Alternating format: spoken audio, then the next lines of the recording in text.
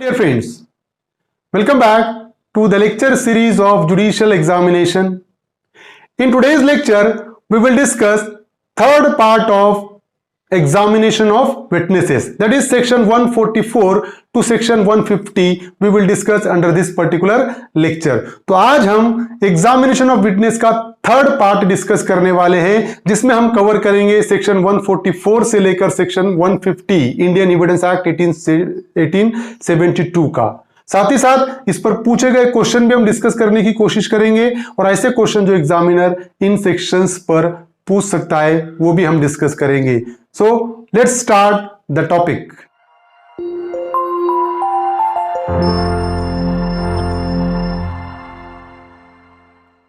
Examination of witnesses, section 144 to 150. Evidence as to matter in writing, section 144.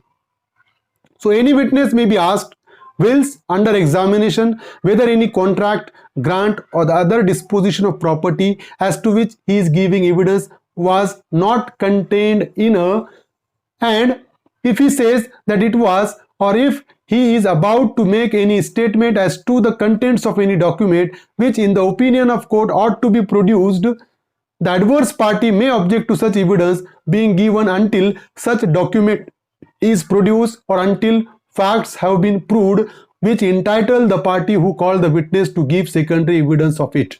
Evidence as to matter in writing. So any witness may be asked whilst under examination whether any contract, grant or other disposition of property as to which he is giving evidence was not contained in a document. समझ रहे हो कि जो contract है, ये contract जो है वो कॉन्ट्रैक्ट का कोई डॉक्यूमेंट है या नहीं है, अगर एग्जामिनेशन में ये पूछा जाता है उस पर्सन से, and if he says that it was, और अगर वो पार्टी कहती है, फॉर एग्जांपल एक विटनेस आया कोर्ट के सामने और उससे पूछा गया कि भाई जो कॉन्ट्रैक्ट है वो कॉन्ट्रैक्ट का डॉक्यूमेंट था क्या, ये कॉन्ट्रैक्ट का रिटन डॉक्यूमेंट है क्या, अगर वो पार्टी कहती है कि यस इट वाज, और if he is about to make any statement as to the contents of any document, और वो अगर वो डॉक्यूमेंट से रिलेटेड, उसके कंटेंट से रिलेटेड अगर कोई स्टेटमेंट करना चाहता होगा, which in the opinion of court ought to be produce, अगर कोर्ट में कोर्ट का ये ओपिनियन है कि जो कंटेंट को वो बोल रहा है वो कोर्ट में प्रूव होना जरूरी है, और फॉर एग्जांपल वो कॉन्ट्रैक्ट से रिलेटेड कुछ कह रहा है जो कि रिटर्न कॉन्ट्रैक्ट है और कोर्ट को ऐसा लगता है कि वो रिटर्न कॉन्ट्रैक्ट कोर्ट के सामने प्रोड्यूस होना जरूरी है, so the adverse party may object to such evidence being given until such document is produced. समझ रहे? तो अगर मैंने मेरे विटनेस को बुलाया और मैंने मेरे विटनेस को बोला कि कॉन्ट्रैक्ट का डॉक्यूमेंट है क्या, अगर वो उसने बोला हाँ है, तो अपोजिट पार्टी ऑब्जेक्शन ले सकती है क्या, कि जब तक अपोजिट पार्टी ये कहेगी कि जब तक ये कॉन्ट्रैक्ट का डॉक्यूमेंट नहीं आएगा कोर्ट में, जब तक ये कॉन्ट्रैक्ट का डॉक्यूमेंट कोर्ट में प्रोड्यूस नहीं करेंगे तब तक इसका एग्जामिनेशन नहीं होगा, और until facts have been proved which entitle the party who called the witness to give secondary evidence of it. तो अपोजिट पार्टी इस पर ऑब्जेक्शन ले सकती है कि वो जो डॉक्यूमेंट है, जो कॉन्ट्रैक्ट का डॉक्यूमेंट है, वो कोर्ट में पेश किया जाए। अगर कॉन्ट्रैक्ट का डॉक्यूमेंट अगर गुम हो गया है तो वैसा प्रूफ मेंशन किया जाए कोर्ट में कि जिसके चलते वो पार्टी सेकेंडरी एविडेंस देने के लिए इंटाइटल है। Explanation is there. A witness may give oral evidence of a statement made by other person about the contents of document if such statements are in themselves a relevant fact. A witness may give oral evidence of a statement made by other person about the contents of document. अगर कोई person ने document के content से related अगर कोई statement दिया होगा, if such statement are in themselves relevant fact, और अगर वो statement अगर relevant fact है तो उस situation में witness उसका ओरल एविडेंस भी दे सकता है उससे रिलेटेड। अब section 145 is there, cross examination as to previous statement in writing. A witness may be cross examined as to previous statement made by him in writing or reduced into writing and relevant to matters in question without such writing being shown to him or being proved. A witness may be cross-examined as to previous statement made by him in writing. अगर for example किसी witness ने पहले अगर कोई document बनाया है या कोई स्टेटमेंट रिटर्न फॉर्म में लिख कर दिया है, उसने खुद ने लिख कर दिया है, तो उस सिचुएशन में a witness may be cross examined without such writing being shown to him और बीइंग प्रूव्ड। तो अगर रिटर्न स्टेटमेंट उसने ऑलरेडी दिया हुआ है जो कि and relevant to matter in question, और वो written statement matter in question से रिलीवेंट है, तो उस सिचुएशन में ऐसे पर्सन को क्रॉस एग्जामिनेशन किया जा सकता है वो रिटन डॉक्यूमेंट दिखाए बिना। अगर मैंने कोई रिटन स्टेटमेंट लिखा था, मैंने खुद ने लिखा, मुझे ध्यान में रहना चाहिए, तो मुझे क्रॉस एग्जामिनेशन किया जा सकता है वो डॉक्यूमेंट दिखाए बिना। But if it is intended to contradict him by the writing, his attention must before the writing can be proved be called to those parts of it which are to be used for the purpose of contradicting him. But अगर उसका जो return form में है, अगर return document जो है, return statement जो दिया है, अगर वो रिटर्न स्टेटमेंट उससे उसको कॉन्ट्राडिक्ट करने के लिए अगर यूज हो रहा होगा, समझ रहे हो कि मैंने रिटर्न स्टेटमेंट दिया था तो मुझे वो बताए बिना क्रॉस एग्जामिनेशन किया जा सकता है। लेकिन अगर क्रॉस एग्जामिनेशन में मुझे वो रिटर्न स्टेटमेंट से कॉन्ट्राडिक्ट करने के लिए कोई क्वेश्चन आ रहा है, तो उस सिचुएशन में before writing can be proved the be called to those part of it which are to be used for the purpose of contradicting him. तो उस पर्सन को यह बताना जरूरी है कि आपने रिटर्न स्टेटमेंट में ये कहा था और उसको कॉन्ट्राडिक्ट करने के लिए ये पार्ट यूज हो रहा है। Section 146, questions lawful in cross examination. When a witness is cross examined, he may, in addition to the question herein before referred to, be asked any question which tend to test his veracity, to discover who is and what is his position in life, or to shake his credit by injuring his character, although the answer to such questions might tend directly or indirectly to criminate him, or might expose or tend directly or indirectly to expose him to penalty or forfeiture. तो देखिए situation यहां पर क्या रहेगी कि for example section 146 में कौन से क्वेश्चन लॉफुल है क्रॉस एग्जामिनेशन में, ये मेंशन किया हुआ है। तो हर question when a witness is cross examined, he may in addition to the question herein before referred be asked a question which tend to test his veracity, ये कितना सच बोल रहा है ये चेक करने के लिए हर मुमकिन क्वेश्चन पूछा जा सकता है क्रॉस एग्जामिनेशन में उस विटनेस को। To discover who is and what is his position in life, ऐसे क्वेश्चन कि वो कौन है, उसकी सोसाइटी में पोजीशन क्या है, ये जानने के लिए भी क्वेश्चन पूछे जा सकते हैं। तीसरा ये टू शेक हिज क्रेडिट, के उसके क्रेडिट चेक करने के लिए। बहुत सी बार एग्जामिनेशन ऑफ विटनेसेस में क्या होता है, लास्ट में जो क्रॉस एग्जामाइन करता है एडवोकेट वो कहता है कि तुम झूठे हो, तुम झूठ बोल रहे हो, like that, to shake his credit, कि उसके क्रेडिट को शेक करने के लिए इस टाइप के क्वेश्चन पूछे जा सकते हैं। और बाय इंजरिंग हिज कैरेक्टर, उसके कैरेक्टर को इंजोर करने के लिए, कि उसको यह भी बोला जा सकता है कि तुम्हारी आदत है झूठे गवाही देने की और तुम पैसों के लिए झूठी गवाही देते हैं, what ever it may be. तो ये कि मतलब वो तंग आकर सच बोले, समझ रहे हो ना। तो शेक उसके क्रेडिट को शेक करने के लिए, उसके कैरेक्टर को इंजोर करने के लिए क्वेश्चन भी उससे पूछे जा सकते हैं सेक्शन 146 में, ये लॉफुल है, provided that in a prosecution for an offence under section 376, 376A to E of IPC or for such attempt where the question of consent is in issue.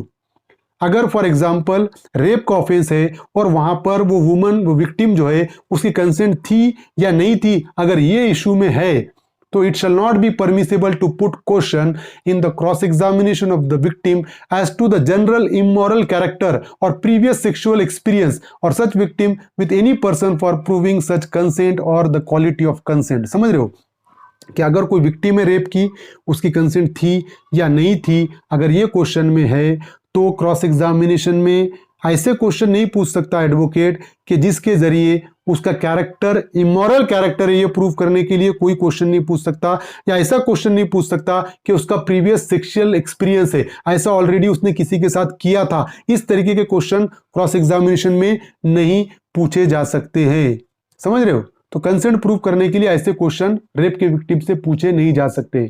सो 2017 में मध्य प्रदेश जुडिशियल एग्जामिनेशन में पूछा गया question है, under section 146 of Indian evidence act which kind of question cannot be asked during cross examination? To test the veracity of witness, to discover the witness position in life, to shake credit of witnesses, previous sexual experience of victim of offense of rape. तो हमने देखा कि कौन सा question नहीं पूछ सकते, about the previous sexual experience of such victim, victim के प्रीवियस सेक्सुअल एक्सपीरियंस से रिलेटेड क्वेश्चन नहीं पूछा जा सकता है। तो option 4 is the correct one. Now section 147, when witness to be compelled to answer कि विटनेस को कब कंपेल किया जा सकता है आंसर देने के लिए। If any such question relates to a matter relevant to the suit or proceeding, the provision of section 132 shall apply thereto. अगर फॉर एग्जाम्पल सेक्शन 132 जो इंडियन एविडेंस एक्ट का है, अगर उसके प्रोविजन कोई सिविल सूट में अप्लाई होते हैं तो उस सिचुएशन में उसको फॉर एग्जाम्पल कंपेल किया जा सकता है उसको जो क्वेश्चन है उसका आंसर देने के लिए। सो सिविल सूट में section 132 of Indian evidence act अगर अप्लाई होता होगा तो उस सिचुएशन में विटनेस को कंपेल किया जा सकता है आंसर देने के लिए। सेक्शन 132 प्रीवियस लेक्चर में हमने ऑलरेडी डिस्कस किया है, you can refer that one. Now section 148, court to decide when question shall be asked and when witness compel to answer. Court decide करेगा कि कब विटनेस को कंपेल किया जा सकता है, कब when question shall be asked, कब क्वेश्चन पूछा जा सकता है और कब उसको कंपेल किया जा सकता है आंसर के लिए, ये कोर्ट डिसाइड करेगा। So if any such question relates to a matter not relevant to the suit और proceeding except in so far as it affects the credit of the witness by injuring his character, the court shall decide whether or not the witness shall be compelled to answer it and may, if it thinks fit, warn the witness that he is not obliged to answer it. For example, if any such question relates to a matter not relevant to the suit or proceeding, ऐसा question है जो suit और matter से कोई relation नहीं रखता है, except in so far as it affects the credit of the witness by injuring his character, के कोई लेना देना नहीं है, सिर्फ उसके विटनेस के कैरेक्टर को इंजोर करने के लिए, उसके क्रेडिट को शेक करने के लिए वो क्वेश्चन पूछा गया है। For example, the court shall decide whether और not the witness shall be compelled to answer. अब यहां पर कोर्ट डिसाइड करेगा कि विटनेस को उसका आंसर देना चाहिए कि नहीं देना चाहिए, and may if it thinks fit warn the witness that he is not obliged to answer it. और कोर्ट उस विटनेस को वार्न भी कर सकता है कि देखो इस क्वेश्चन का अगर आपको आंसर देना है तो आप दे सकते हो, आप बाउंड नहीं हो उसका आंसर देने के लिए। ऐसा क्वेश्चन सिविल सूट में जो रिलीवेंट नहीं है बट सिर्फ और सिर्फ उसके क्रेडिट को शेक करने के लिए, उसके कैरेक्टर को इंजर करने के लिए पूछा गया है, तो कोर्ट ये डिसाइड करेगा कि विटनेस ने इसका आंसर देना चाहिए या नहीं देना चाहिए, या कोर्ट वार्निंग भी दे सकता है उस विटनेस को कि आप इसका आंसर देने के लिए बंधनकारक नहीं है। In exercising its discretion the court shall have regard to the following consideration. जब कोर्ट एक्सरसाइज करेगा डिस्क्रिशन सेक्शन 48 में तो वो क्या क्या कंसिडर करेगा। Such question are proper if they are of such a nature that the truth of the imputation conveyed by them would seriously affect the opinion of the court as to the credibility of the witness on the matter to which he testified. So such question are proper if they are of such a nature that the truth of imputation conveyed by them would seriously affect the opinion of the court as to the credibility of the witness on the matter to which he testified. तो court को ये fact देखना पड़ेगा कि अगर वो question proper होता, सच question are proper, अगर वो क्वेश्चन प्रॉपर है तो if they are of such a nature that the truth of imputation conveyed by them would seriously affect the opinion of the court, कि अगर फॉर एग्जाम्पल के वो question ऐसे है कि अगर उसका जो सही है वो क्वेश्चन से अगर निकल के आया तो वो कोर्ट का ओपिनियन को अफेक्ट करेगा, समझ रहे हो, अफेक्ट करेगा as to the credibility of witness, कि विटनेस के क्रेडिबिलिटी को लेकर कोर्ट के ओपिनियन को अफेक्ट करेगा। ऐसा अगर क्वेश्चन है और इस इंटेंशन से पूछा गया है तो ये ध्यान में देखना जरूरी है कि ये क्वेश्चन कोर्ट के ओपिनियन को चेंज करेगा क्या, तो इसका आंसर देना चाहिए या नहीं देना चाहिए, ये डिस्क्रिशन यूज करेगा कोर्ट, ये पॉइंट को ध्यान में रखते हुए। Then second is that such question are improper if the imputation which they convey relates to a matter so remote in time or of such a character that the truth of the imputation would not affect or would affect in slight degree the opinion of the court as to the credibility of the witness on the matter to which he testify. अब such question are improper, वो question improper है और उसके वजह से court का अपना opinion कुछ स्लाइट चेंज होने के चांसेस भी नहीं है, मतलब कोर्ट का जो ओपिनियन है वो चेंज होने के कोई चांसेस नहीं है। ये देखना पड़ेगा कि भाई ये क्वेश्चन पूछा गया तो मेरा ओपिनियन चेंज हो सकता है, इसका आंसर आया तो मेरा ओपिनियन चेंज हो सकता है, कोर्ट ये सोचेगा डिस्क्रिशन यूज करते वक्त। So such question are improper if there is a great disproportion between the importance of the imputation made against the witness character and the importance of his evidence.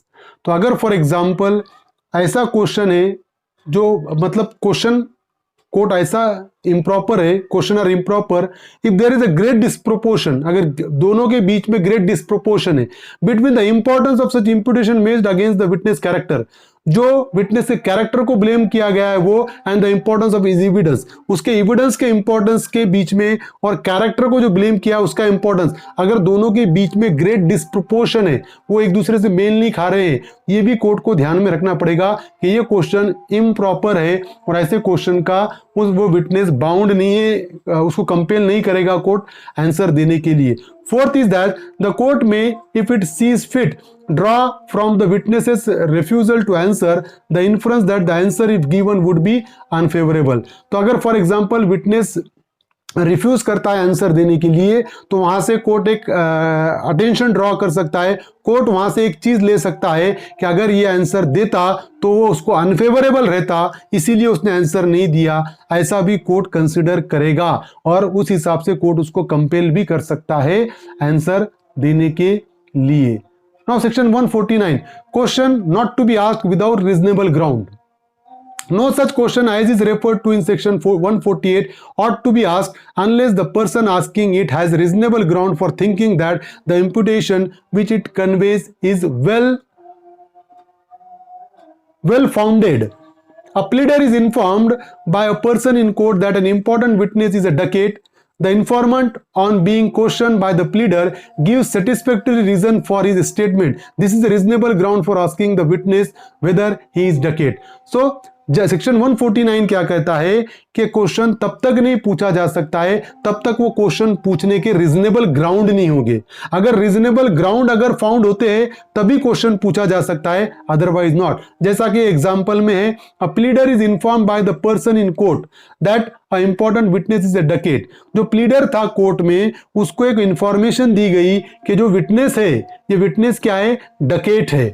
The informant on being questioned by the pleader gives satisfactory reason for his statement। जो informant था जिसने ये कहा कि witness Duckett है, तो pleader ने उससे क्वेश्चन किया और वो इंफॉर्मेंट ने उसको सेटिस्फैक्टरी रीजन बताया कि क्यों मैं उसको डकेट कह रहा हूं। तो this is a reasonable ground for asking the witness weather he is a Duckett. अब उस सिचुएशन में वो प्लीडर उस विटनेस को क्वेश्चन कर सकता है कि वो डकेट है या नहीं है, क्योंकि रीजनेबल ग्राउंड है क्वेश्चन पूछने के लिए। तो जब तक रीजनेबल ग्राउंड नहीं होगे प्लीडर के पास क्वेश्चन पूछने के, तब तक वो उससे रिलेटेड क्वेश्चन नहीं पूछ सकता है।